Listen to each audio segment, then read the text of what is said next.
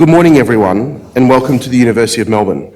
My name is Professor Ben Rubenstein, and I'm the Deputy Dean Research of the Faculty of Engineering and IT at the University of Melbourne.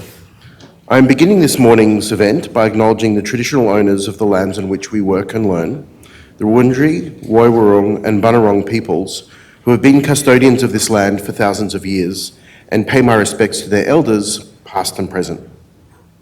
I extend that acknowledgement to all traditional owners and elders of the lands from where you have come this morning, and pay respect to any Aboriginal or Torres Strait Islander peoples here today.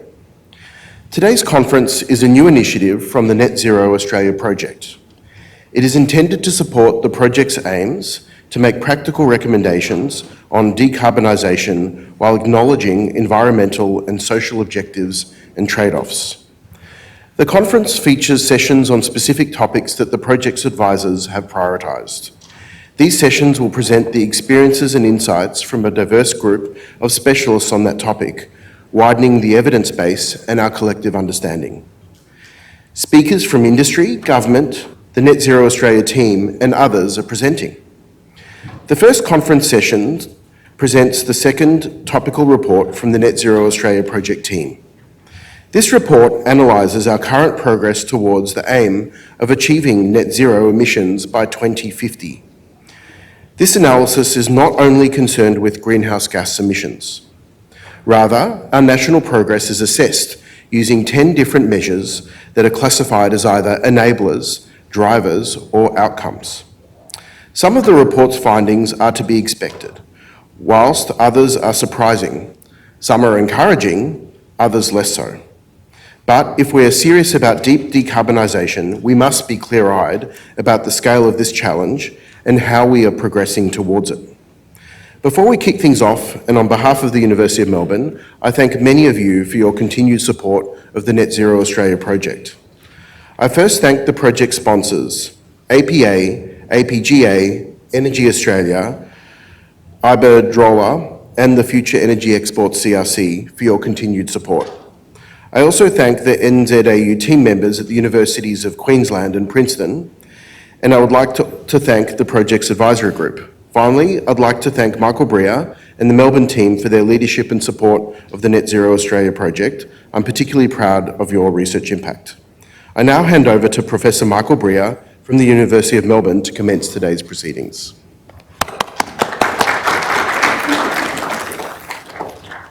Well, thanks, Ben.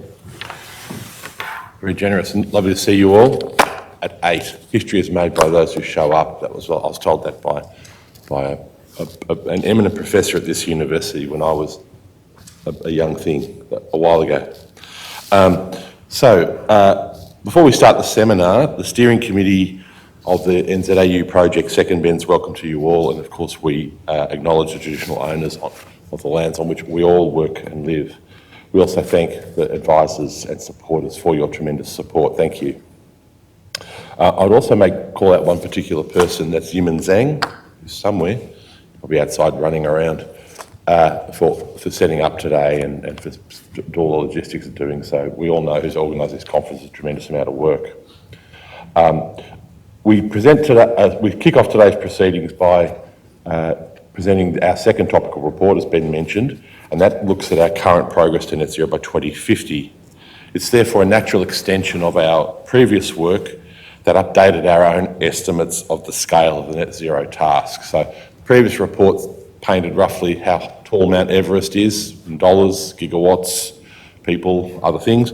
Now we're going to talk about how we're progressing towards it today. So let's get into it.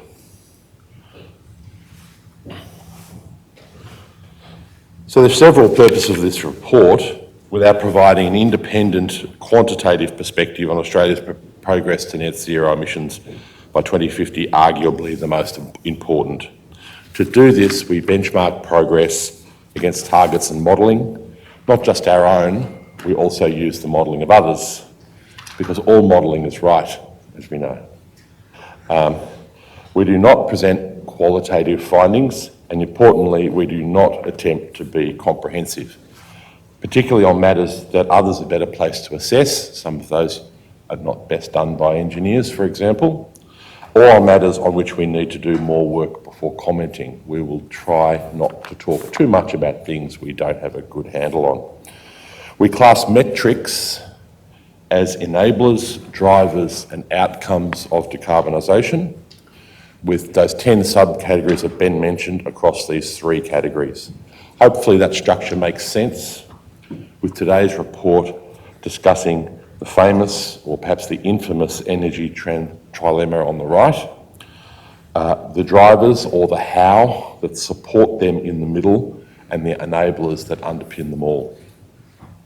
Now, of course, a reasonable progress report needs to be built on reasonable data.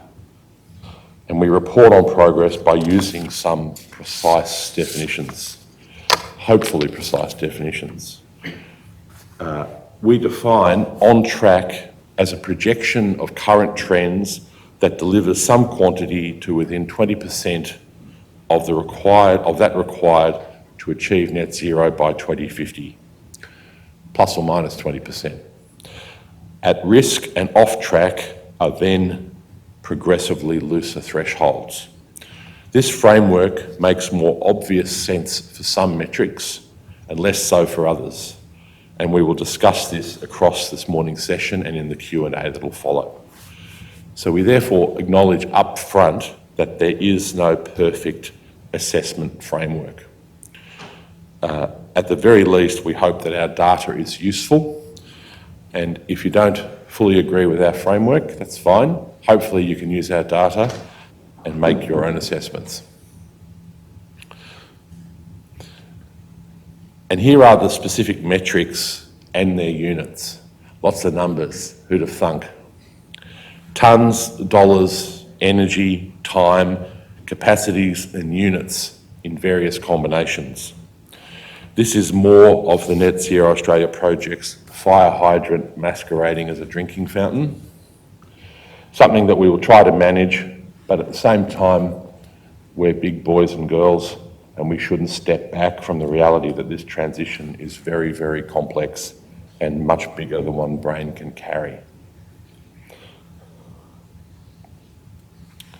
So we'll now talk about the progress summary. 17 different metrics that I won't go into in detail now, other than to say there is obviously a real mix. Some greens, quite a few yellows, and some reds. My colleague Alastair, who's been working on the project, will discuss the detail of several of these later. Now, we nonetheless expect that all of you will be surprised by at least one of them. We certainly were, and we debated quite a few before we released the report. You might also be surprised by how many are on track or not on track, depending in part on your own views of current progress, maybe also even your political views. But again, there is no perfect classification method, and we welcome further discussion on any of these assessments, either during the Q&A session to follow or via the contact tab on our website.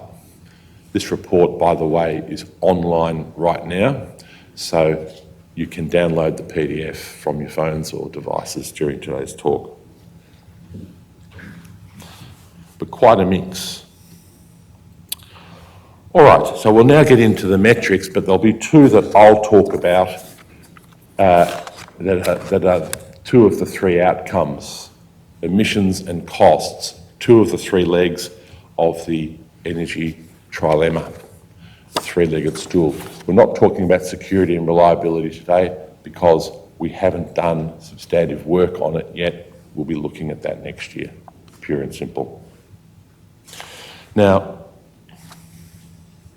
as background, the Australian energy and resources sector generate about more than 50% of our emissions.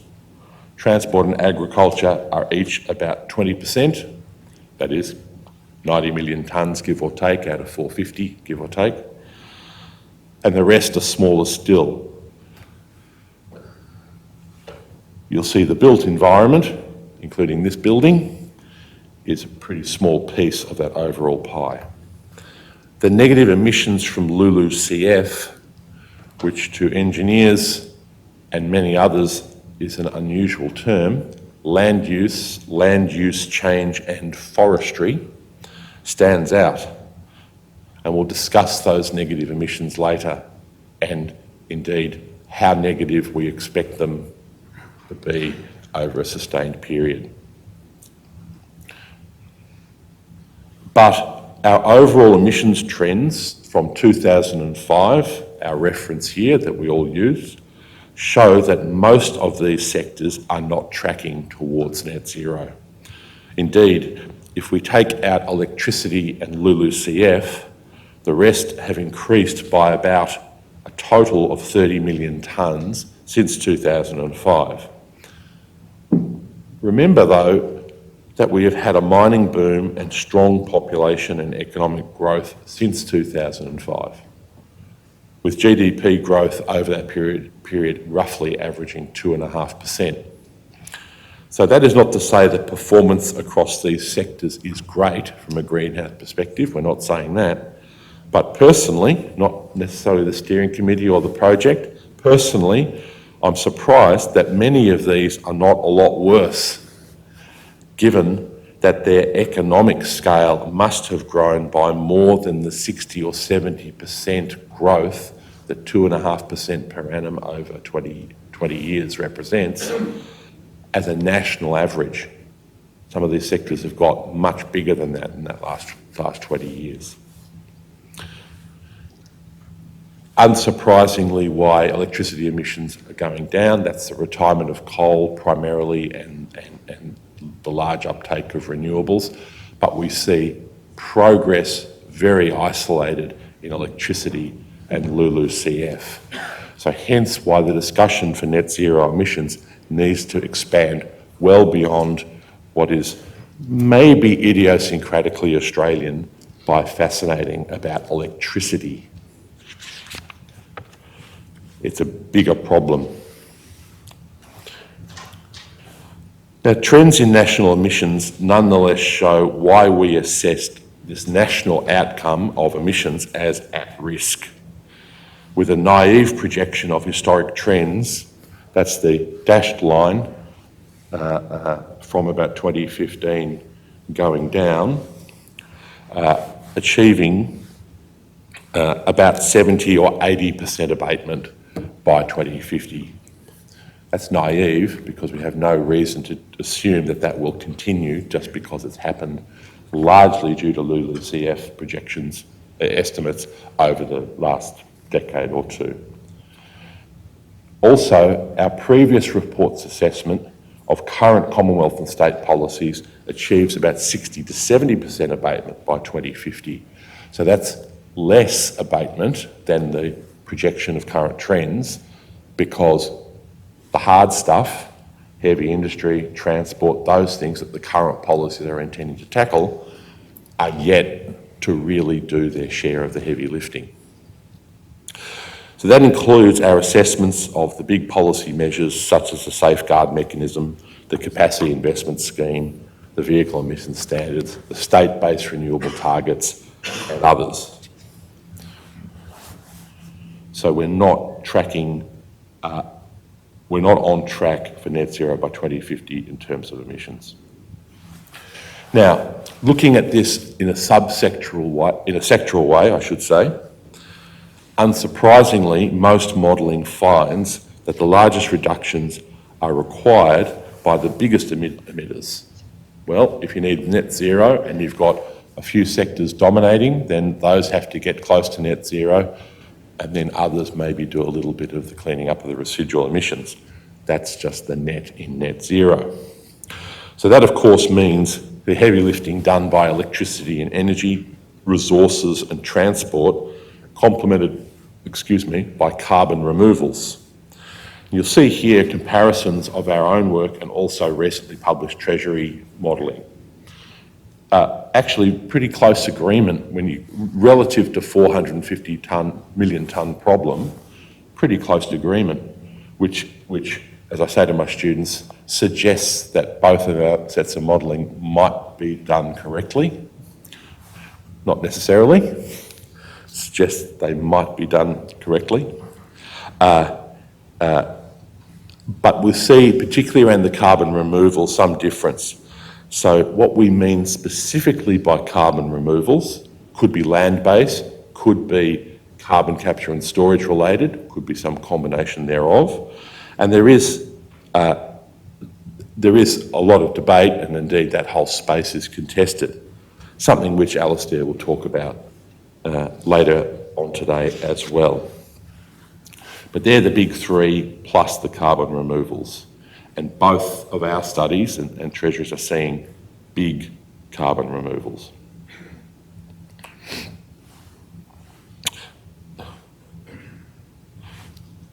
Now, looking at other sectors, we're not seeing proportional reductions across all sectors, and that's not surprising. Some are less important from a greenhouse perspective in terms of absolute emissions, but also some are harder to abate.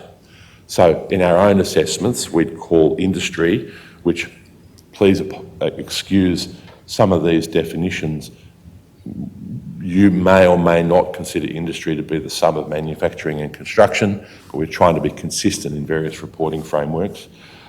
Industry, you'll see, goes from about a 60 million tonne problem today to about half of that by 2050, so 50% abatement, absolute. Agriculture, about 25 million tonnes abatement, absolute. Remember that these are sectors whose growth are very strongly tied to GDP growth, and we're not making assumptions that GDP growth is being restrained. So agriculture and industry, we think, are two of the harder abatement tasks. Built environment, as I mentioned before, is only 16 million tonnes out of 450 today, so 5 or 10 gets it pretty close to net zero anyway, in an absolute sense. So, we now turn to costs, energy costs.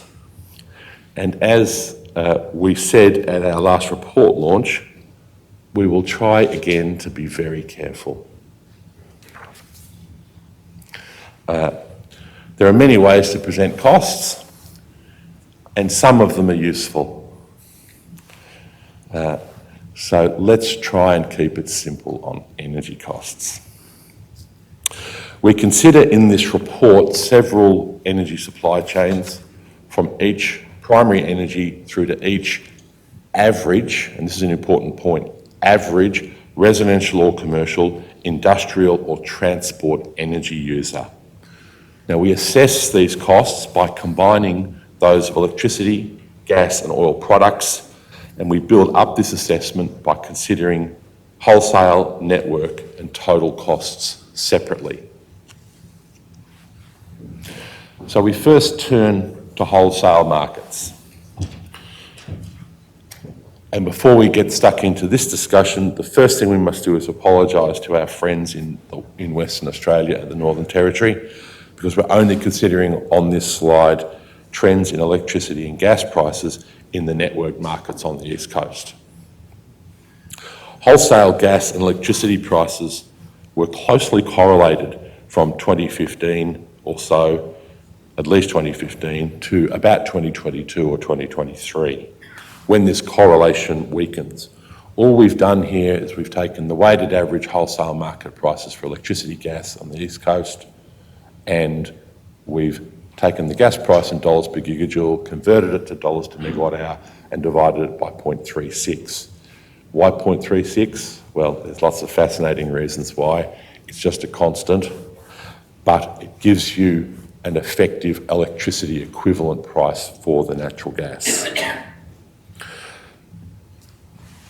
And the correlation is remarkably close. That correlation makes good sense to energy market tragics, I think, of which I count myself, but let's not get into the detail today. Key historical developments, some of which are labelled on this graph, explain a lot of these trends, but not all of them. And domestic wholesale gas today is clearly between 2 and 3 times higher in cost than it was 10 years ago. Interestingly, that fall in correlation between electricity and gas has occurred in the last couple of years. We can maybe discuss why that might be the case later on today. I think there's a lot going on there. Now, the total costs, so that's the wholesale markets on the East Coast at the very least. The total costs of electricity transmission and distribution have fallen consistently over the last 10 years.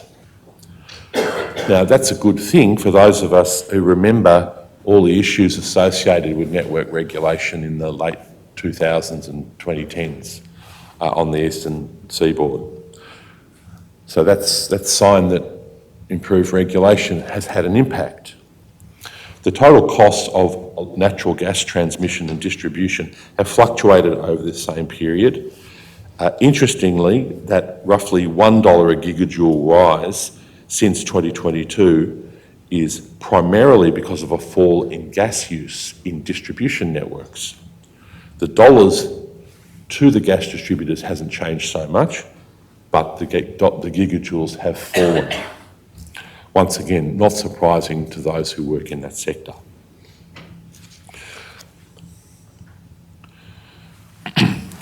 But when we aggregate that wholesale, networks and also retail costs into our stacks, we find that total energy costs have nonetheless increased in real terms across the board since about 2015. And this is true on both dollar per megawatt hour, dollar per unit energy, and also absolute basis. Now, while it's really obvious here, we think that COVID and the war in Ukraine really put commodity markets in a spin, it looks as if pricing has become more settled, with today road transport energy costs on a dollar basis being about 24% higher than 10 years ago. That's because the commodity on an energy basis is 13% higher, but we've grown substantially in 10 years while our vehicles have become marginally more efficient. Can't match the growth though, so therefore passenger kilometres, tonne kilometres have gone up, therefore absolute costs have gone up by almost 25%. Residential commercial energy costs are slightly higher today than immediately pre-COVID on both dollar per megawatt hour and dollar basis. That may not align with some narratives that are out at the moment. We note that our electricity prices in this analysis are those from the ACCC's recent inquiry. So we think it's a pretty reliable estimate, both of electricity and gas. But perhaps more strikingly, industrial energy today is similar to pre-COVID prices on a dollar per megawatt hour basis and almost 50% higher than in 2015. But we emphasise again that these are averages. The misleading average. The very significant heterogeneity in electricity and gas use across all sectors, whether they're residential, commercial or industry, will drive significantly different outcomes for individual energy users. So that is true for those who live in older and less well insulated homes with gas heating in chilly Victoria, compared to those who live in an all-electric home that may or may not be 5 or 6 star, may or may not have rooftop solar in sunny Queensland. Similarly, the person who leaves their EV in their underground garage in their inner city apartment and walks to work each day has a very different transport bill to the person with the old banger and therefore fuel-hungry car and poor public transport in the outer suburbs of one of our large cities. And finally, it's also very true for the electricity-hungry aluminium smelter compared to the natural gas-hungry chemical or plastics plant. So we need to be really careful about averages. Nonetheless, we can get some idea as to what has contributed to these average cost increases by disaggregating electricity, gas and other costs from those totals, whilst also looking at the accompanying trends in energy use. And while environmental costs do not include the full costs of renewable integration, which is itself a very big topic demanding further investigation, they are currently a small part of total estimated energy costs. So we don't see how renewables can be blamed for causing current energy cost trends.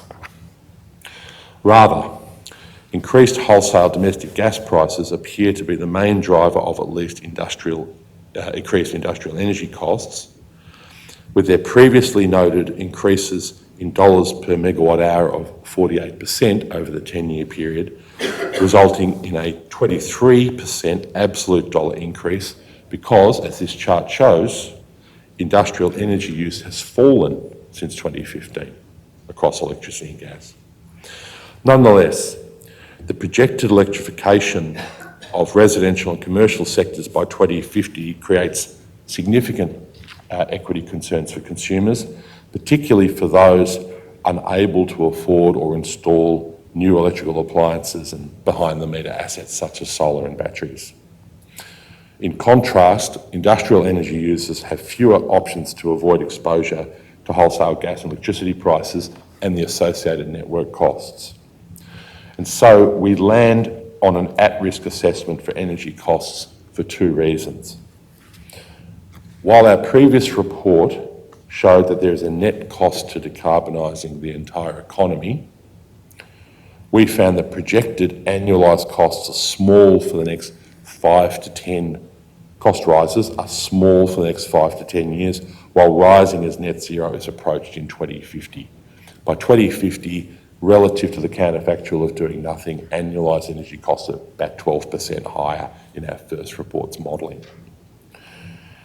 Now, if we look at current trends, and emphasising again that they are not mainly due to decarbonisation and therefore and renewables, projections of these trends, say since 2015, because a more recent trend is compromised by these COVID and war disruptions.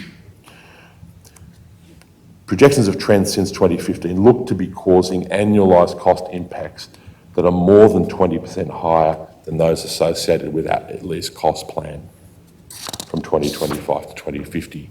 So we argue that current energy cost trends relative to what we expect from our modelling can reasonably be classified as at risk.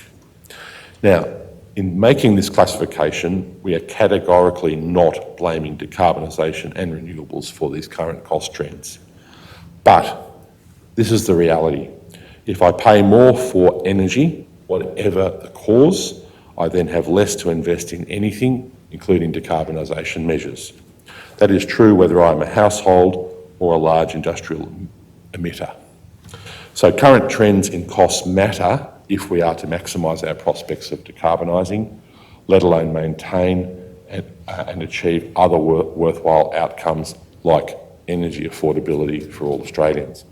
I'll now hand over to Alastair to get us through the drivers and enablers. Thank you.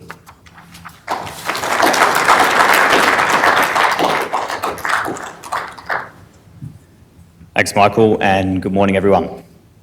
So we've talked about outcomes, emissions and costs. Let's now explore the drivers of those outcomes, starting with low emissions electricity. So firstly, how are we tracking in our deployment of renewable electricity and replacement of ageing coal assets?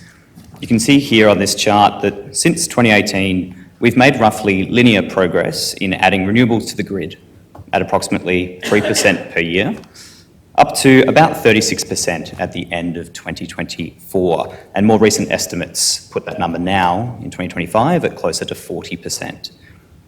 Now, concerningly, we've seen a slight flattening out in deployment in the last 2 years. But that aside, if this linear growth continues, we achieve the 82% renewable electricity target in around 2040, which is 10 years after the government's target.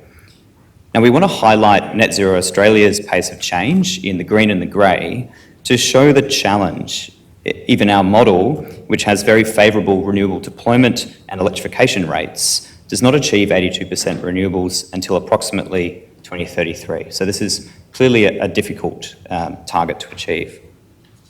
But of course, historic trends are just historic trends. How are we going in terms of our pipeline? So what's the pipeline of utility scale renewables look like, which is this slide? On the left-hand side, that's historic and projected future annual deployment of variable renewable energy by technology type. So blue is wind and gold is solar. You can see, and we've grouped these by years and made an annual estimate. You can see that in 2019 to 2021 and 2022 to 2024, we've had pretty similar deployment rates at approximately 2.5 gigawatts per year. Looking forward, if we look at current committed and anticipated projects, which are expected to come online before 2030, we're not expecting to see a faster build rate based on AEMO's current pipeline. Now, of course, this could change as more policies are enacted, as more projects are implemented. But based on these figures, we need this short-term pipeline to 2030 to be approximately 2 times higher to be on track to reach net zero by 2050. And the need to accelerate only increases from 2030. On the right-hand side, you see total generation. And even if we grow at the fastest rate that we've ever had, we still fall about 30% short of what is required by both our modelling and the ISP. And this is especially concerning for the 2030 to 2040 period, where new renewables will be replacing, not supplementing, coal-powered generation. So that's how much we're building, but how quickly are we going? So we show here the development time for utility solar projects completed since 2011. And I personally was surprised to find that the total development time for solar projects is increasing. Total development times are over 50% higher for solar projects completed in the past 5 years compared to those that were completed in the previous period. And they still take on average 5 years to complete from site commitment through to commissioning being completed. Now, as you can see on the chart on the left-hand side, the top left, the design and approval stage is the main cause of this increase for solar projects. That said, interestingly, and this is the bottom row now, the time taken per megawatt to deploy a solar farm has fallen. So this means that larger farms are being built with more capacity deployed per month, despite projects taking longer on aggregate to build. Now, the wind story is a bit more optimistic. We've seen improvements to the development times of projects completed in recent years, falling from 2016 to 2020 peaks. However, they still take much longer to build than solar farms, which will not be surprising to the people in this room. And we estimate on median over 8 years once a site is committed to. Now again, design and approvals continue to be the primary driver before development times, but in good news, they appear to be becoming more predictable. Variability in design and approval times for wind projects that have recently started construction or are currently completing commissioning is much lower than the previous 5-year period. Now again, on the bottom row, we're seeing larger projects being built, meaning that the deployment of capacity per month is increasing despite long overall development times. So across both technologies, total development times led by design and approvals are increasing for new projects. That's projects that are expected to be completed in 2026 onwards.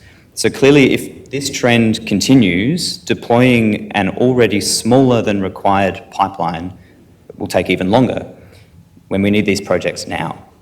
So for this reason, we've classified development times as at risk. Now for some good news, batteries. Deployment is advancing very rapidly. Projects are being built, supply chains are maturing, and the pipeline suggests we'll see over 4 times the storage capacity added annually over the next 5 years compared to recent historic highs. And this is critical infrastructure that didn't exist in Australia a decade ago, as we know. Despite this healthy pipeline, we do believe more work is needed to increase the storage depth of batteries compared to our model.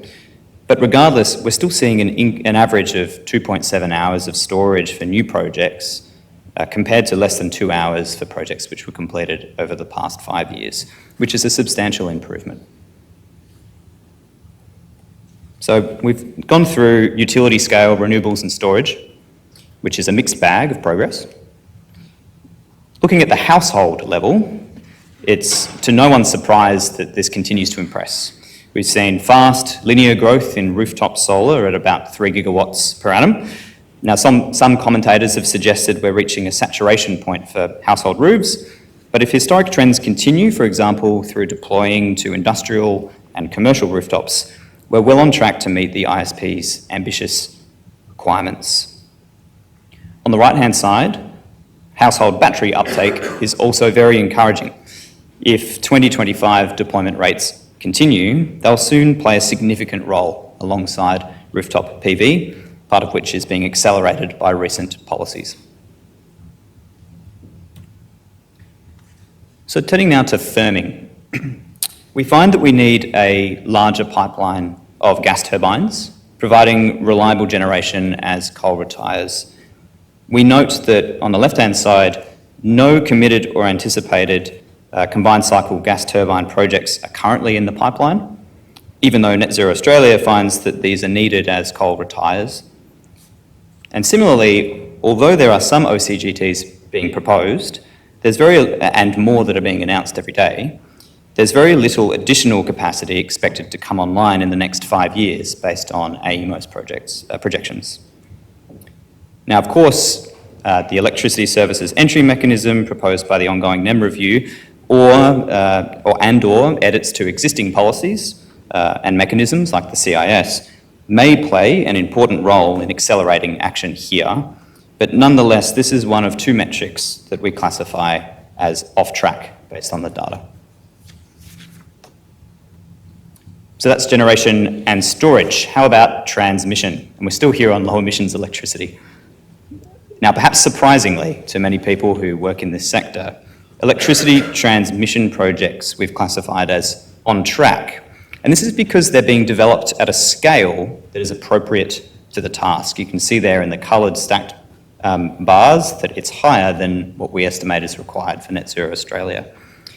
We need to roughly double the national transmission network by 2050.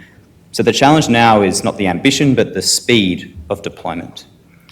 We'll shortly find out, of course, if we can successfully navigate ongoing execution challenges, including high costs, local opposition, and biodiversity protection.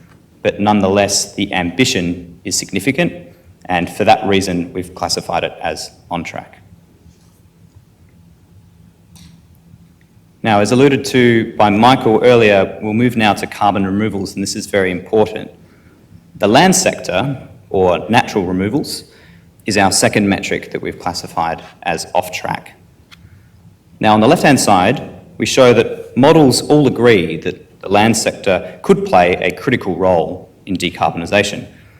Carbon sequestration through reforestation alone, which is the light green, removes somewhere between 40 to up to over 100 megatons per year in 2050. Now, such a contribution represents an up to 100 times increase on action today, which is additional reforestation. Our own model requires new tree plantations of an area slightly smaller than the ACT every year to be planted from 2034 onwards to achieve the 40 megaton abatement figure. Achieving more abatement than that 40 megaton figure in our model would clearly require even more land per year. So clearly, such a task needs serious long-term funding commitments, coordination, and regional planning to be able to be achieved. So to complement natural carbon removals, we have engineered carbon removals, and both are needed.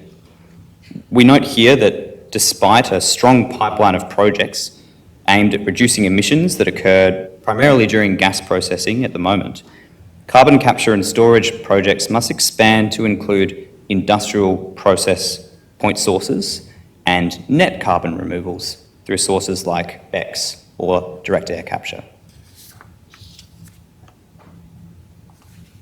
Now, the final of our drivers is transport fuel switching. Clearly, Australians will need to purchase many more hybrids and EVs to meet the new vehicle efficiency standard, which is quite ambitious. Indeed, new sales of internal combustion engine vehicles must decrease more than our fastest ever rate, which was 22 to 23, to meet that standard. We nonetheless classify this as on track because if recent historic rates continue, we're on track to get close to what is required within that 20% threshold. And of course, the standard is a legislated requirement to be met by importers. It follows, therefore, that if consumer purchases follow these models that are made available, further uptake of EVs and hybrids will occur.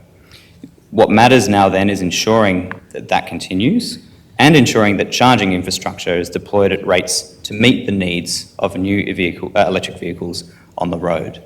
But in this report, we haven't assessed the extent to which that charging infrastructure is on track. Okay, we've got through drivers. Let's now talk about enablers. So firstly, we want to highlight the impact of current incentives and enforceable regulations. And based on our modelling, which we completed in September this year, current policies are very strong on light-duty transport, mainly due to that vehicle efficiency standard we mentioned before. However, the electricity, industrial, and heavy transport sectors all trail what is required in that scenario under a straight line to net zero by 2050.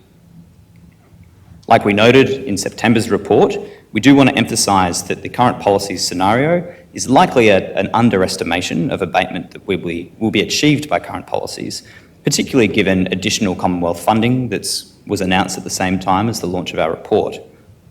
But, based on what we've seen, we still maintain that an increased focus on heavy industry and heavy transport in particular is likely needed. Second, and finally for today's presentation, and I know a special topic of some of you in the audience, is the workforce. As part of this report, we've rerun our workforce modelling with our September outputs. And on the right-hand side, that stacked bar graph, you can see where those jobs in 2050 fall. We find that about 170,000 jobs, or an additional 100,000 from today's estimate, are employed in our modelled industries in 2050, with almost half of these jobs in biofuels production, electricity networks, and solar. And that's across all job types: operations and maintenance, construction and installation, and decommissioning. Now, for comparison, almost 200,000 people are currently employed in the electricity, gas, water, and waste industries today. So looking at the green bar that's increasing, the scale of increased workforce, that additional 100,000 jobs over 25 years, is comparable to or less than, significantly less than, historic growth in other sectors. So for example, the construction industry almost doubled in the last 25 years, from 700,000 to 1.3 million across Australia.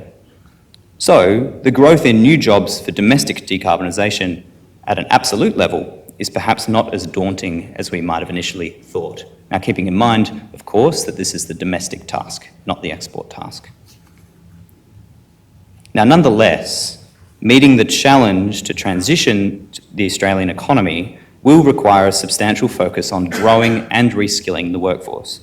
For electricity generation in particular, which is what we show on this chart, we find that 25,000 jobs are needed by 2015 to operate and maintain new gas, wind, and solar plant, compared to about 10,000 today. All of this while existing workers in coal power generation lose their jobs as most coal closes. So where does that leave us? Well, I'm going to hand back to Michael, who will run us through the implications of all of this data.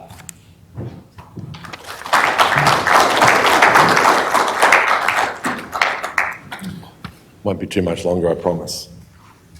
Thanks, Al. So there's our summary again of our 17 or so individual assessments. I won't go into those details. Al has It is a fire hydrant, we know, and there's plenty of time to talk about them all. So, implications of progress on outcomes, ultimately the outcomes that matter. Despite decarbonisation commitments and several supporting policies, we're yet to realise significant direct abatement in several significant emitting sectors. That's perhaps not surprising, considering that these sectors feature either new abatement policies, such as 2023's reforms to the safeguard mechanism, the roughly less than 6-month-old new vehicle efficiency standard, or indeed in areas like heavy transport where there is no policy right now. 2, if historic LULUCF contributions continue, which we consider unlikely, current decarbonisation rates align with roughly a 2060 net zero year. So we need to do a lot of stuff across a lot of sectors simultaneously to maximise our chances of achieving this 2050 target. Specifically, much more is needed on the large emitters, such as industrial heat and heavy transport, which have experienced also the largest energy cost increases since 2015, and that poses significant risks. How do we get those who need to do the most to do that work when it's already often difficult circumstances economically for them? A conundrum, perhaps. Increases in energy costs and their significant heterogeneity is something that we need to be very mindful of and continue to monitor. We talked about gas homes versus electric homes, and smelters versus chemical plants or plastic plants. Throw in data centres as well. The large increase in estimated average industrial energy costs challenges that viability, as I mentioned before, and thus ability to decarbonise. So it seems to us that continued access to affordable and reliable energy is essential for industrial decarbonisation, because if that is not continued, then there's an easier way to decarbonise than putting in green electricity, electrical appliances and green fuels and biofuels. It's called shutting down, which we don't want to happen. It doesn't necessarily gain anything globally from a greenhouse perspective, and it's not good for this nation. Finally, although estimated average residential commercial energy costs have increased less than for other sectors, those increases will obviously challenge the public's ability, but also the public's appetite to decarbonise, and it does raise serious significant equity concerns. We're very different to the average as a community. In terms of drivers, household solar and batteries continue to grow very, very strongly. This shows a strong public desire for distributed energy resources that, from a decarbonisation perspective, should be exploited. People like these things, let's use them. Despite historic progress, large renewable energy project deployment rates are still far too slow for 2050 targets. We need to accelerate, build more stuff more quickly. Transmission delays are inhibiting new generation connections and likely warrant concerted efforts by governments, and we also need a larger pipeline of gas turbines. Happy to debate that one. Firm generation, power is not necessarily a large emitter if it's used rarely, but it's a very useful thing when other things can't generate. The NEM review's suggested electricity services entry mechanism may assist in that regard, and there are other policies that may be able to assist in that regard too. Land sector sequestration requires a lot of work. Agreements need to be negotiated with stakeholders and supported with planning and establishment of expanded supply chain. But because of that modest progress in land sector abatement today, the CCS pipeline must grow far beyond gas processing, particularly to industrial point sources and to net carbon removals. For example, BECCS, growing stuff, gasifying it, grabbing the CO2, sticking it under the ground, and getting the energy, maybe the hydrogen, out and using that for other things. So the immediate focus, we think, should be on the development of a national CCS strategy and integrates that integrates CCS as an equivalent alternative amongst other significant means of achieving abatement. Finally, the government's recent production incentive for low carbon liquid fuels is well targeted, maybe even a complement to those kind of BEC solutions I just mentioned, but will likely need expansion. Achieving the NVES, the National Vehicle Efficiency Standard, hinges on faster EV and hybrid uptake. That standard is aggressive, although we have a favourable assessment of it. It's also important that it doesn't get too far ahead of the decarbonisation of electricity.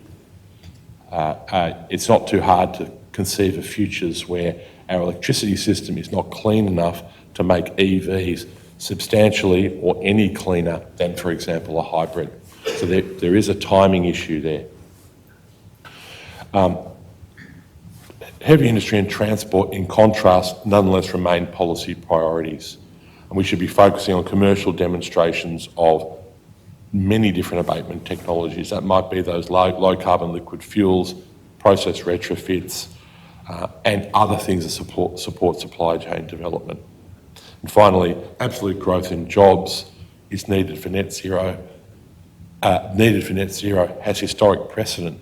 That was a surprising result to me. I was expecting to be less optimistic on that assessment. Maybe that's because I'm in the business of generating workers for the energy sector, so I want to sell more of them. But attention is needed to ensure that sufficient pipeline of workers is there to install, operate and maintain new infrastructure, stuff we don't know as a nation how to do a lot of today, while we also transition people from industries which have a less rosy future. So I'll wrap it up there, and thank you all for bearing with us while we've gone through a lot of detail. It just is complicated and detailed, but we apologise if that's been overwhelming. I now invite two colleagues from the Project Steering Committee to join Alistair and myself for a panel discussion. Belinda Wade from UQ and Chris Gregg from Princeton. And thanks everyone. Q&A for another 20 minutes or so, I think. Is that right? No? 30 minutes. And all questions are welcome. I'll open it up to the floor in just a moment, but I just had some questions of my own, which I just wanted to ask. Now, the first one, I wanted to ask you for some opening comments, just really around the degree to which we're meeting or set to meet our decarbonisation targets, because obviously Australia and the companies within it have set some pretty strong targets of their own. So I'll open it up to each of you to think about what are your views on what we really need to prioritise if we're going to try and claw back some of that, 10 years between what we're seeing in our modelling and what the Australian government is seeing. What would you like to see focused on? Chris, I might open to you first. I think. Okay.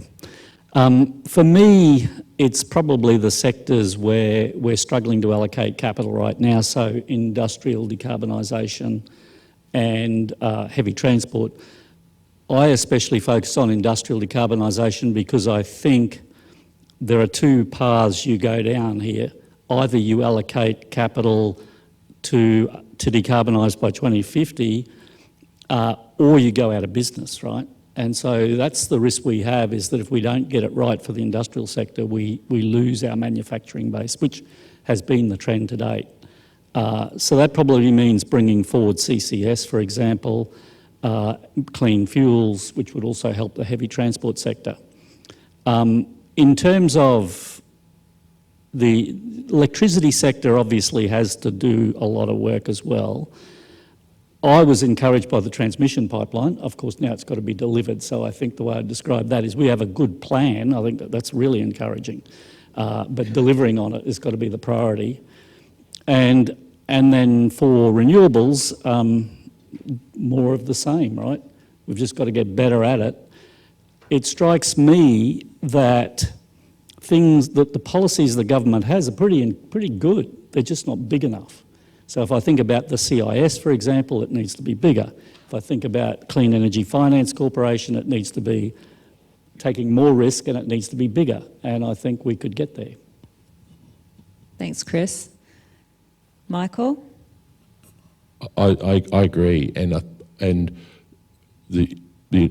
first report sort of said industrial emissions are about 55% of the problem, and I think we all have an increasing appreciation of the current circumstances that industry broadly has in Australia.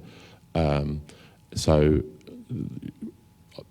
the stuff we're all reading in the press about how Topical might be supported and continuous operations, they're the kinds of things that we're going to have very serious discussions about, because to Chris's point, if we don't make some serious decisions and do some serious things, well, the easiest way to achieve a commercial, minimise losses and minimise emissions is to just turn the off switch on or turn off the plant. Al, what are your thoughts? Yeah, I agree with both sentiments. I think the thing for me that jumps out is just thinking about the relative contributions of emissions of various sectors, particularly not losing sight of the fact that negative removals are as important, if not more important, than reducing emissions in currently emitting sectors, particularly for heavy industry, like you mentioned, Chris, but also agriculture, which is currently 80 million tonnes. So trying to reduce the amount of emissions that come from grazing cattle, for example, is very challenging. How do you therefore scale up land-based solutions or other negative emissions solutions like direct air capture to be able to offset what is a very challenging task for the agricultural sector? And that then gets into land use change concerns for me, because obviously agriculture is a large emitter, but also has a lot of the prime land for deployment of nature-based solutions like forestry, like new forestation. So that kind of tension, I think, is something that's still being worked through.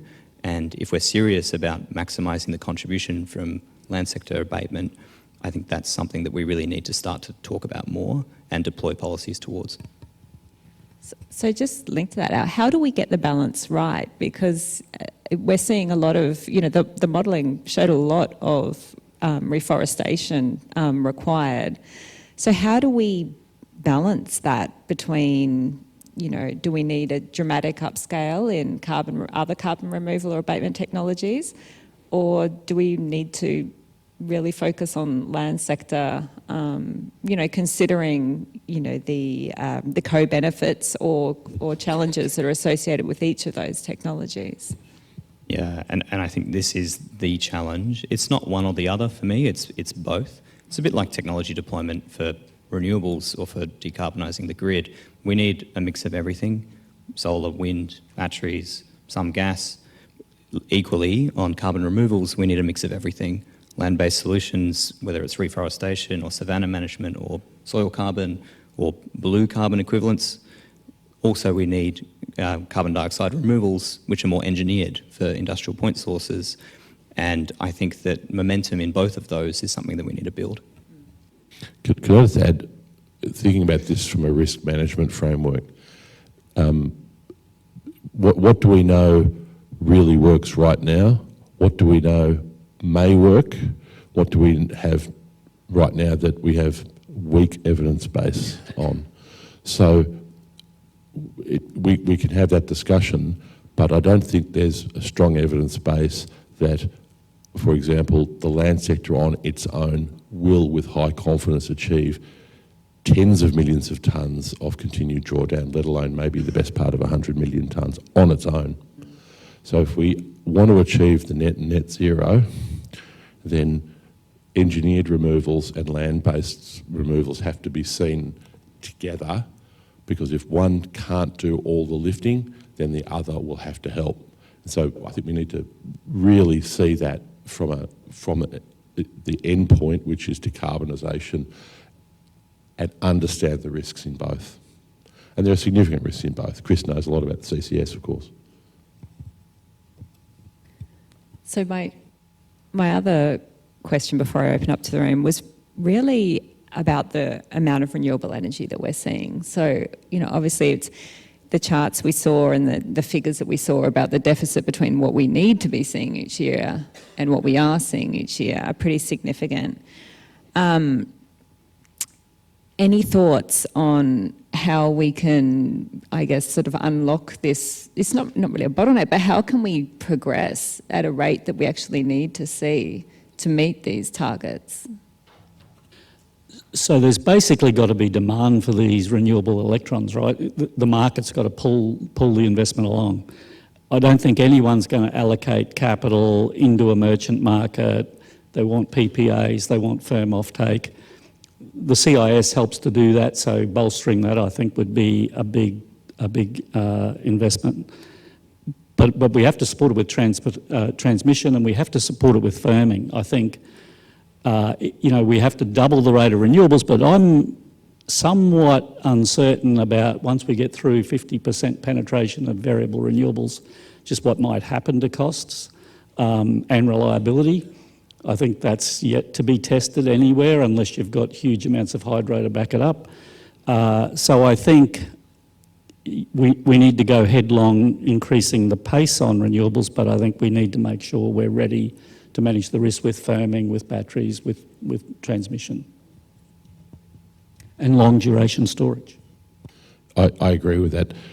We recently looked at the cleanest to the less clean electricity systems around the world, and all of those have an emissions intensity below 0.2 tonnes per megawatt hour, which is what we call roughly deeply decarbonised, are either heavily reliant on hydro generation, not hydro storage, but hydro generation primarily, and then nuclear as well on top of that. Or they're little countries surrounded by other countries, often in Europe, that have lots of hydro or nuclear or both.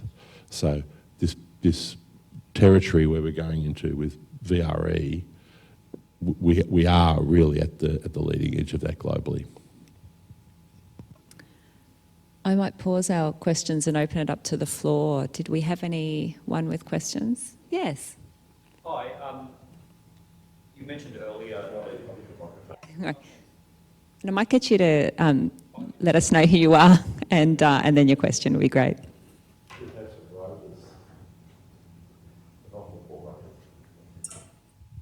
Hello, John Gardner from CSIRO.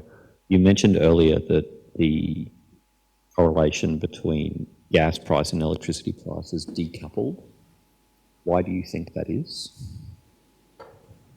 Short answer is I don't know for sure, but it looks to be a combination of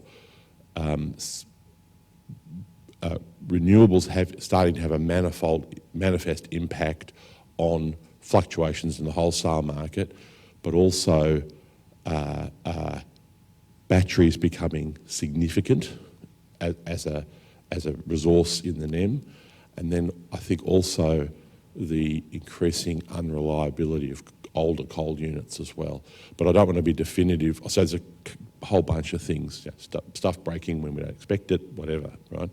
So I don't want to be definitive on that. We're actually looking at that at the moment. But what is interesting is that point, by the way, I can't resist, that 0.36 number. I'm a mechanical engineer. That's roughly the thermal efficiency of a gas peaker or a genset or an old coal-fired power station, a subcritical coal-fired power station. It's also the conversion factor between gigajoules and megawatt hours. So you put that number in and you get what we call the short-run marginal cost of electricity if you generate from gas at a certain wholesale price. And it's just striking that correlation is so strong up until the last 2 or 3 years, when I think other dynamics is really coming into play. It's the marginal generator and then other people pricing just below the marginal generator. And while I have the mic, second question for you all more generally. I see slowing rates of design and approval for solar, wind and transmission in your data. Is that coming from public resistance? And how do we fix that? That's a great question, and when we were looking at the data, we unfortunately couldn't further understand what was the driver behind it. I think that in the case of absolute approvals, there's a few things at play. You've obviously got larger projects which are being deployed across larger pieces of land alongside, I guess, increased public awareness and perhaps opposition to some of these projects in areas that are becoming increasingly hard to build in. The specific impacts of each of those things we want to understand further. At the same time, you've also got planning approvals and you've got connection approvals, and all of these things take a long time. So it could be any number of those contributions. I guess on the less pessimistic side, because projects are getting bigger, the months per megawatt is going down. So we're building things more quickly from a marginal perspective, despite projects on aggregate, individual projects taking longer. Thanks, John. We've got another question here. Thank you. Warwick Ragg, National Farmers Federation. Where to start? Maybe I'll do it this way. My question is, how do we change the paradigm from seeing land use as the sort of grafting gate that everyone seems to run to? And I ask that question from two perspectives. First of all, we're going to run out of land, and we're going to get a bit hungry. But secondly, we haven't seen any trajectories, and I'd go so far as to suggest we've now got a public policy failure in the safeguard mechanism, where those aspirations and those obligations that exist under the safeguard mechanism are, at least in a highly proportional way, going straight to consuming ACCUs that have been gained from largely land sector. And the challenge is, how do we change that paradigm of, you've touched on it, CCS or other opportunities, so that we just don't keep going there, because 107 million tonnes is a lot of reforestation. And I won't bore you with my case study, but we've seen this movie before and it hasn't gone so well. So interesting comments. Al, I mean, spot on, Warwick. And like I was saying before, the scale, I think, is something that I hadn't quite appreciated. When you're trying to achieve those kind of levels of abatement from land-based solutions, with reforestation being the biggest contributor across all the different models that we looked at, it's astounding the just sheer quantity of land that you need to build these trees on. Now, of course, there are co-benefits for a lot of people, and we are seeing right now some landholders choosing to use their land to plant trees because it's favourable for them, either economically or economically via the green benefit that they get from it. But that's, at an individual level, much different to trying to achieve 40 to 100 million tonnes of abatement per year by 2050 in reforestation alone. So I think the point that you've raised is really important, and I think it's important to underline that we need all forms of land-based and other engineered carbon removals to offset those hard-to-abate industries in heavy industry, heavy transport and agriculture itself, if we're serious about getting to net zero by 2050.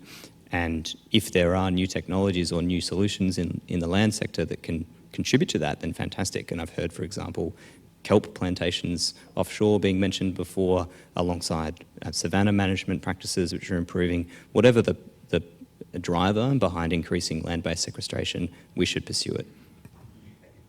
Could I just add, I know it's not a definitive answer because that's a very, very big question, Warwick. There's more marginal lands than perhaps those that are proposed for a lot of renewable energy developments, more marginal from an agricultural productivity value and also less valuable from a biodiversity perspective as well. We're a big flat country with lots of land that's not making high value agricultural products and necessarily doesn't have that many threatened species on it. So we're going to discuss those kinds of things in the session that follows this later today, but I think it's a very important point. Chris, given, I was just going to say, given that the other option to abatement is things like CCS and direct air capture, and I know this is something you've looked into, could you share a little bit about what that could look like? So I think it's plausible for Australia to imagine 100 million tonnes a year of carbon capture and storage, geologic storage, by mid-century or thereabouts. but it's going to, these are hard projects to deploy, right? I think the land sector, in principle, to a politician, looks a lot easier than multi-billion-dollar carbon capture and storage projects being executed by large industrial companies. But it would require a lot of policy support, right? And it would probably require direct capital support. We've done 2 significant CCS projects in Australia. They're both on natural gas processing. I'm probably understating it in their eyes, but these were the easiest possible CCS projects to deliver. Right? It's almost pure CO2. You've already separated it to sell the gas. So that's as easy as it gets, and they weren't easy to deploy. So I think the government really needs to lean in and try and facilitate that sector as soon as possible. Because each one, you talked about 5 years for a solar project, 8 years for a wind project. A CCS project from conception through to operations is going to be 10 years. And it's going to be technically challenging, so it really needs a big push right now. Thanks, Chris. Hi, thanks for so many insightful discussions so far. And my question is exactly about the CCS, because I noticed that there are a lot of planned CCS so far, but the under consideration and under construction CCS projects are very limited. And also there are a lot of concerns about CCS that it can justify the continued use of fossil fuels. So do you think whether the policymakers can provide some criteria to use the CCS projects to make it more supportive and more beneficial to the net zero path? Thank you. Yeah, I don't think about CCS as being a kind of enabler of the continuation of fossil fuel industries. I see it as a decarbonisation technology. So whether it's a natural gas combined cycle plant that is deploying CCS to provide very low carbon power, or it's an industrial facility or a cement plant, or a biomass plant, as Michael pointed to, or a direct air capture plant. All of these are important decarbonisation levers. So, I think the government should support any and all of those options, in my mind at least. It's a good point that we often think about, CCS as being, associated with fossil fuel. But that's not necessarily what we're talking about here. If we're talking about tying it with industrial facilities and things, it's a different type of. I mean, it's the same concept, but it's a very different application. Yeah, I mean, cement plant. There is no other option to deal with the process emissions, right? Right now, at least, we can talk about supplementary materials to reduce clinker use, but ultimately CCS is essential in some of those areas. We also, in our previous report, not today's report, actually, Al showed one result. We're not talking about cessation of fossil fuel use by mid-century as well. The economic modelling we've done previously, which underpins all this, says in some sectors we should continue to use them because the alternative is just very, very expensive.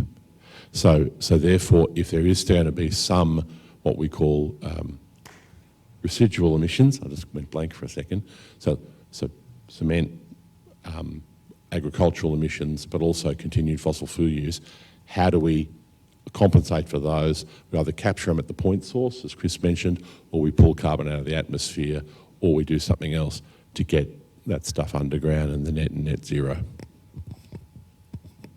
Where do we have our next question? Hi, Rob Miller, University of Cambridge. The question seems to me the markets are doing remarkably well on things like renewable grid, batteries, EVs. Things are pushing in the right direction, they're accelerating. There's a question of getting the law out of the way and doing these things faster. But the markets don't seem to be working as well for the heavy industries, CCS, biofuels, offsets for agriculture, long-term energy storage. And this is because these things are expensive and the market isn't driving them. So if you're the government, then you've got to put policies in place that drive these hard things that aren't going in the right direction. And that requires putting big costs somewhere. So do you put these costs on those industries and therefore risk offshoring them out of Australia, or do you put them somewhere else? Could I quickly jump in on that one? And good morning, Professor Miller. We're old mates, by the way, so hello. Good to see you. Welcome to Australia. And so our previous report showed that the average energy cost increase to net zero by 2050 for industry is about 65%. Now, that doesn't mean that industry pays for it. And our modelling is likely optimistic in these cost projections as well. It could be worse than that. And once again, average. One aluminium smelter could have a very different cost impact than a chemical plant or a paint plant or something in between. So to your point, we're seeing the decarbonisation technologies for heavy industry resulting in very substantial increases in total energy costs, and that's on top of historic increases in energy costs for that sector. So how do we help achieve that without shutting down industry? Because they unlock what we need to do to get to net zero. That's the conundrum, I think. Yeah, there are really three options, aren't there? Either customers pay a premium for low-carbon industrial manufactured products like aluminium, cement, olefins, or we socialise it in the domestic market, or we let those industries go. They're the only three options. And a similar conundrum, dilemma in other countries. We haven't particularly made some great decisions in the UK on these. We're all human. So Praneet Gupta from Siemens Energy. Just on AI, and it had to come up today at some point. The demand for energy will go up. It's already going up in the US, and we're seeing a lot of big data centers being built here. The demand will go up, the prices will likely go up, and even the firming power that's likely to be installed, we expect only to run it 2 weeks a year at the moment. But because of data centers or maybe other demand, they're going to run a lot more in the future, probably. So in your modeling, have you assessed the impact of data centers? What does that have on energy costs and also decarbonization?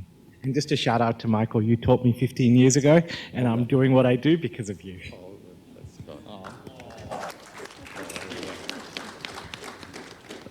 I hope the lecture notes are all right. Good to see you again.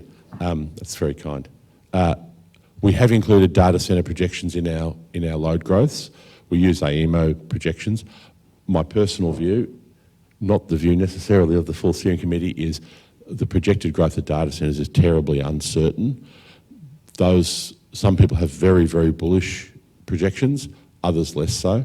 I suspect that there'll be lots of hybrid kind of approaches appearing where maybe we don't see gigawatts inside our major cities in the next 20 years. Maybe we see some further out and then maybe some smaller data centres that address the latency issues and so on and so forth in our cities and optical communications and so on.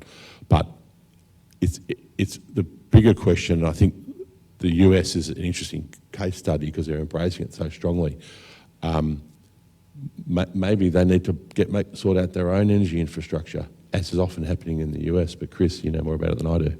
Yeah, I think the growth of large loads, that's how I'd describe it, in the system is proving to be a real problem for us in the US. A lot of it is being powered by fossil fuels right now, and we're building a lot of new natural gas combined cycle plants to support that. And I can't remember the number, but I think, and I'm looking at Ryan, is it 30 or 40% of the load growth in the US is data centres right now? About Half, yeah. Yeah. So half of all load growth we're experiencing is for data centres. And there's certainly calls for them to provide their own power, right? And you're seeing a lot of them make announcements around nuclear, for example. frankly, I'm not expecting any of that to really come to fruition. But certainly it's a big issue for us, and I don't think we've dealt with it well yet. It is a significant thing, though. A month ago, I was in the turbine hall at Mitsubishi Heavy Industries in Japan. Rob and I are collaborators with MHI, and their turbine hall is a very busy place right now.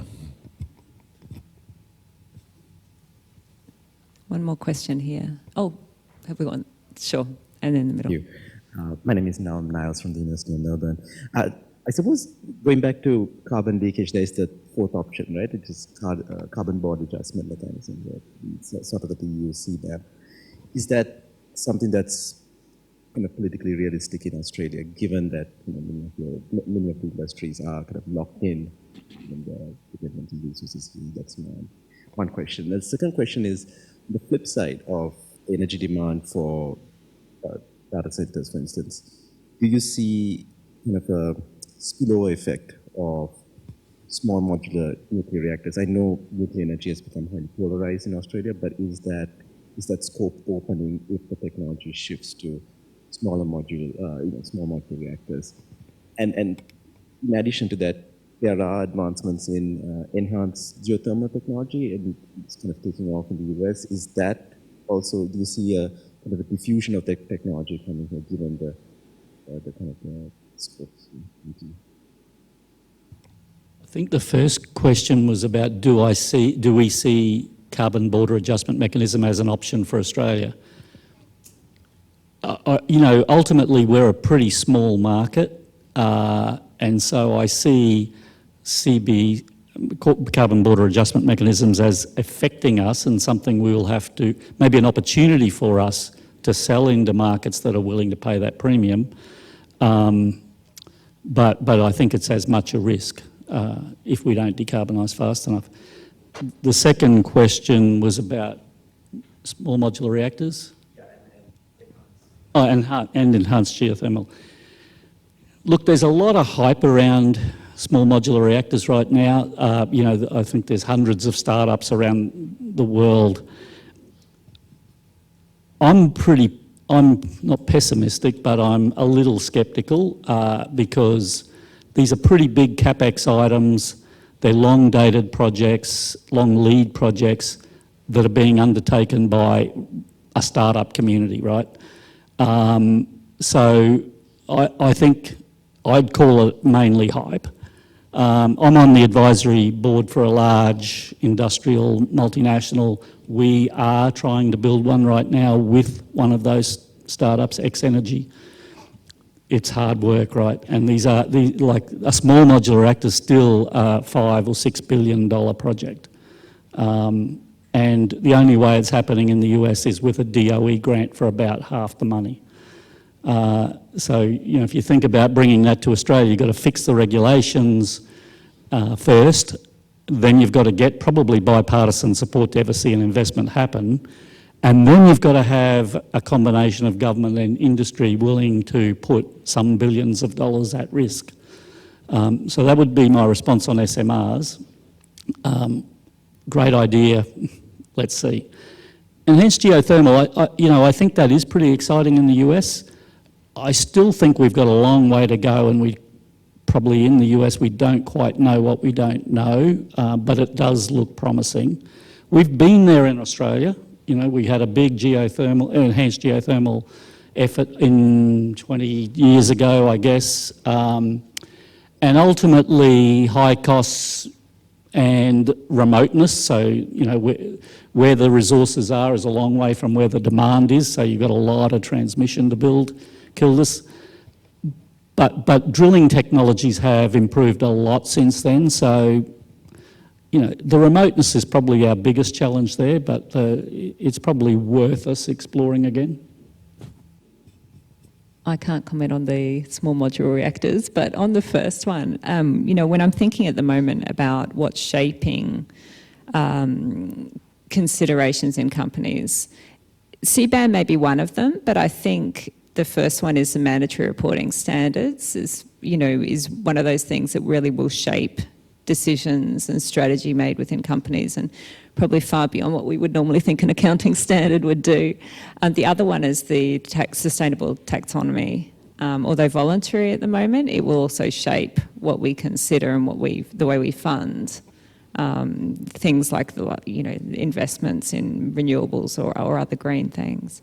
And then CBAM, yes, that's also shaping markets and that's it. That's kind of the third one that we think about and talk about. Rod Dizell from Worley. I'd just be interested in some more comment on the transmission side, when I think the overall assessment is that transmission was on track, seen as on track. And then in the later slides, you talk about that the plans are adequate, but there are execution delays. And given that a lack of transmission or transmission build is already constraining output from projects, is that a fair assessment? And a good example would be Western Renewables Link, which was scheduled originally to be in service at early 2026, and I think it's now 2031. And if I could be permitted a quick follow-up, in the looking at employment and human resources, it talked about jobs in construction that are required. Has there been any consideration to training of engineers that might be involved in the planning, design, analysis, and so on, which would be of prime interest, of course, to the universities? Could I have a shot at those? Thanks, Rod. So we've assessed the transmission build as on track, but you're right, those projects are not complete. If they get complete roughly when their latest estimates say they will, then it looks like there's still an adequate rate of growth compared relative to our own projections of what's needed for net zero. But a completed project is a good project, so we agree with you on that benchmark, but we can't similarly say right now you're anything other than on track, because the scale of what's proposed and in development is adequate for the task. On your point about educating engineers, well, I mentioned before that this engineering teacher likes teaching future engineers very much, but we do need to be looking at that very seriously. I think across Australian universities in the last 10, 12 years, total engineering numbers have gone up by about 30%. How many of those are going into the energy sector? I couldn't tell you right now off the bat, but that's good news. That's overall, though, not necessarily as healthy a growth in domestic enrolment. So, but overall, roughly 2/3 of the employment task are TAFE graduates, 1/3 are professionals.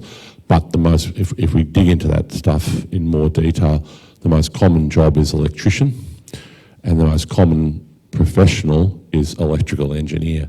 So we shouldn't step back from that urgent national task to educate more engineers. And we'd hope this university would take that, as seriously as any other good university should. I'm afraid we'll probably have to wrap it up there, as we're getting into our break time.